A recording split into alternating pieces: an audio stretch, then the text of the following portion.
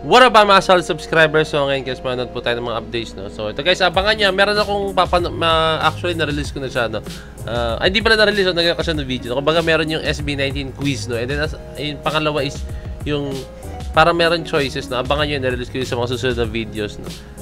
Kasi yun, kasi doon may kita talaga na guys kung gano'n talaga, knowledge ko regarding po sa SB19 talaga as in. So, pero ito guys, manonood po tayo ng mga updates muna, no? Sa ating mahalima, no? So, very big shoutout po kay Miss O, no? Itong una natin papanoorin is SB19 winning non-fan voted awards, no? Okay, Slam Bashers, no? So guys, so I think ito, more on grabehang mga comments, no? So guys, without further ado, let's all watch this.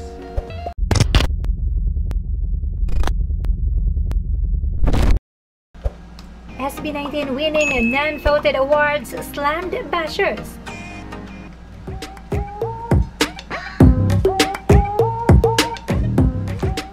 These comments are from people who continue to attack, shade, and bash SB19 without provocation didn't age well. One account commented, dapat may panalo nila yung main awards based sa artistry. Yung fan voting ay ginawa lang para kumita yung organizer. Sa totoo lang, pangit ang dating kung manalo sila sa fan voting tapos talo sa main award. Lalabas na nanalo lang sila dahil sa votes, not because of merit.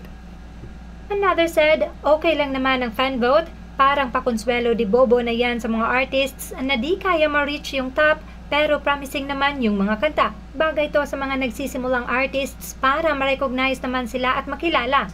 Ang pangit lang pag puro fan vote ka lang na nanalo ng award. So, they are shading and belittling fan vote awards, calling it pakonsuelo di bobo, at pangit kapag fan voting ka lang na nanalo at hindi sa main awards. And they're shading SB19 kesyo hanggang fan voting lang.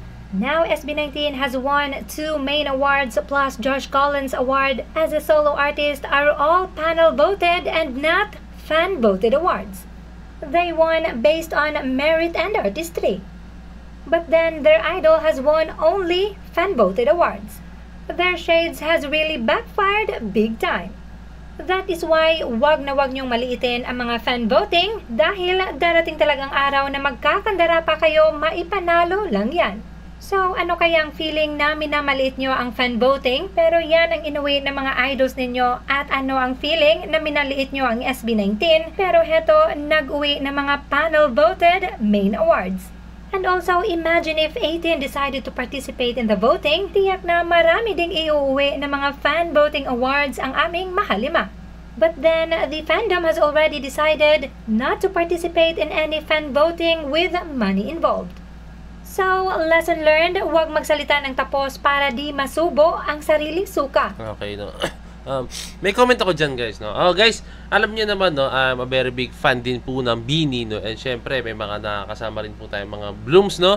At the same time, no. For me, guys, yung mga nagbabash na yan is sila po yung mga, alam niyo na, yung mga hindi talaga legit na mga blooms po talaga, no. Hindi ko sinasabi na pinoprotektahan or depende ako kung blooms, ha.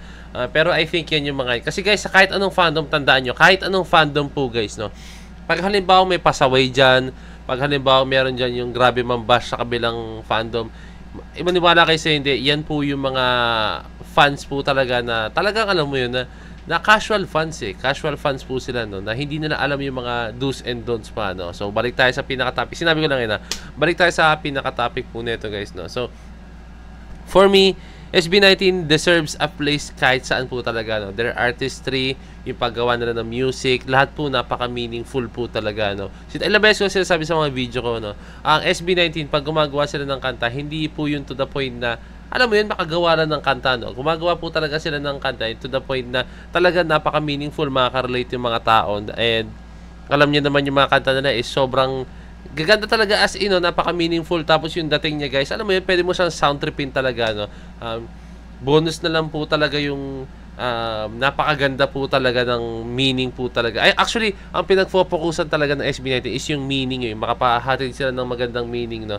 And alam mo yun, yung makapaghatid talaga ng lesson sa mga tao, makapag-motivate, no? And syempre, bonus na lang din po talaga. Sobrang ganda po talaga, napaka-catchy po talaga ng kanta nila, no? So, yun nga, di ba sa MMFF, dalawa na po ang kumuha ng excuse me, kanta ng SB19, no, which is yung Mapa at saka yung Niebe, no. So guys, yung mga director po ng mga movie na yan, sobrang ano po yan, no, sobrang hindi ko alam kung paano sabihin, basta sobrang pinag-isipan nila maigi, no. Hindi yan to the point na, uy, sikat to, kunin natin yung kanta nito. Hindi po ganun yan, guys, no. Hindi po ganun yan, no. Pinag-isipan nila yan, nag-brainstorming sila, talagang hindi po yan yung handpicked lang dahil po sikat ang SB19, no. Guys, kanta ng Mapa, sobrang sakto po sa movie ni Vice Ganda. Talagang pinapertain dun yung, ayun, as a family or kung ano man, no, pinahalagahan mo yung tao na nagtaguyod sa yon. And then yung Niebe, alam niyo naman guys, no, talagang ano siya, yung meaning niya po talaga guys is about po talaga sa yung feels niya. Actually yung feels niya guys doon po talaga ano yung parang pinaka feels niya. Ito, basahin natin maigi Niebe guys para maintindihan niyo.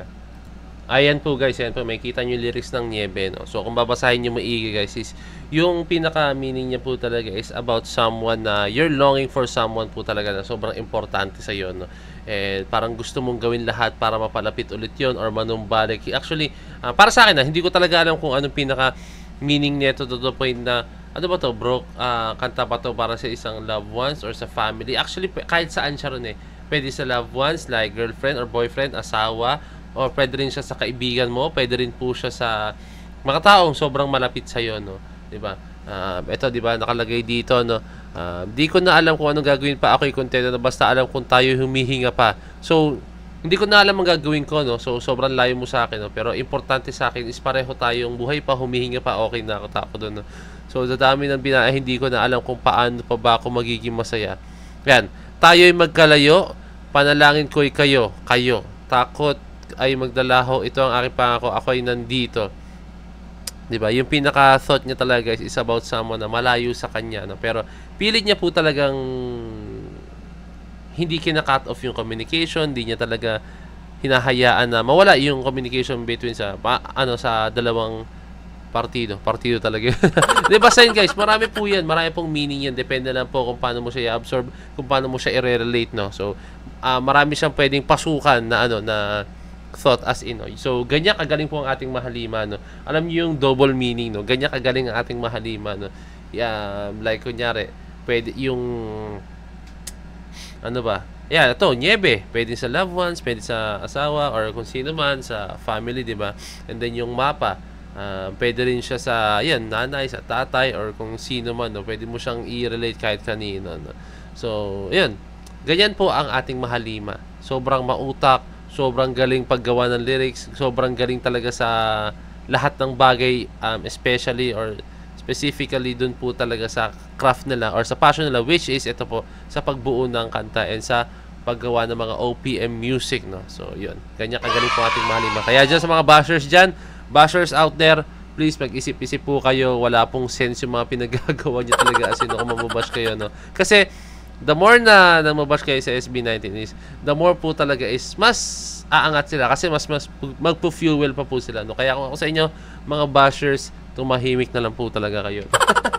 So yun lang guys, maraming salamat sa na yung video, no? So kindly leave a like, subscribe, and kindly ring the notification bell para alam niyo po bago kayo nag-release ng bagong video. So maraming salamat. So this is po yung Peace.